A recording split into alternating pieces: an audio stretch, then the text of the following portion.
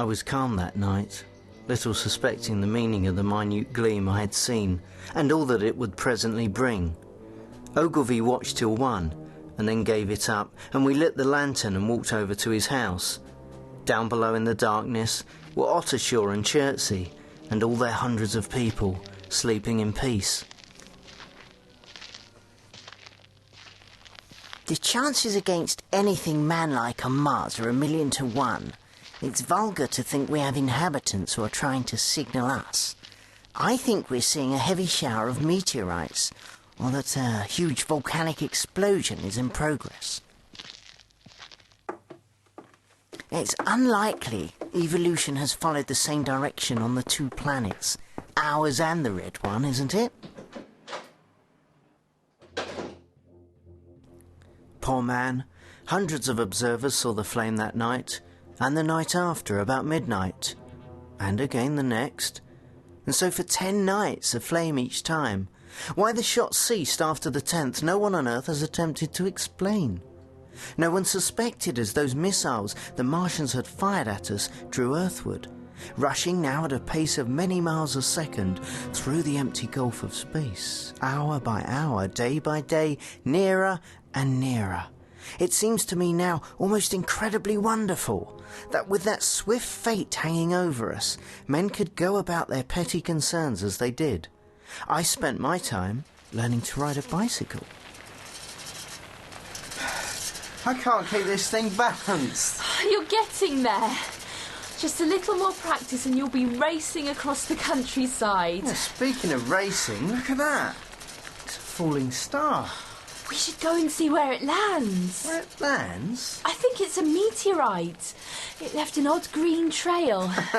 I suppose, but even so, finding its landing spot is unlikely, darling. Nonsense! It was just over that hill, near the sand pits. Come on. Ogilvy? Ogilvy, what are you up to? I was watching the night skies when I saw that streak. Did you see it? We called it a falling star. It went down just over there. Come on. It's a steep hill. Just a little further, dear. We'll catch up with him. Good heavens. My goodness, that's an enormous crater. The meteorite must have been huge.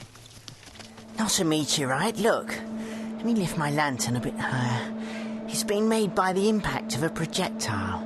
It's furrowed its way along, went right through a fir tree. Look in the heather. Fire where it streaked past. Now, no meteorite did that. Look at the bottom of that hole. A cylinder. No, don't get too close. The heat from it's incredible. It's what we saw the other night, James. It's what we saw firing from Mars.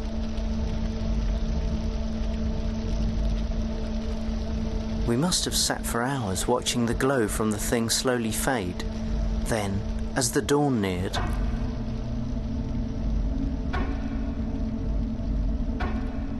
What was that? Something's moving inside it. Something's alive in there. A Martian? It must be. We can't just stand here and witness this alone. I must get others. Someone to document it all. What's that fellow who works in London, James? The journalist. Henderson, you mean? Yes, Henderson. You two stay and monitor it. I'll go and bring him. So we waited, watching, listening to the writhing sound inside it as the travellers began to awaken and more time passed. While we waited, a few people gathered. Then more. Quite a crowd was there in the early morning hours when, aside from the cylinder, all was wonderfully still. The sky was turning from black to grey just beyond the pine trees towards Weybridge. Oddly, though, we didn't hear any birds that morning.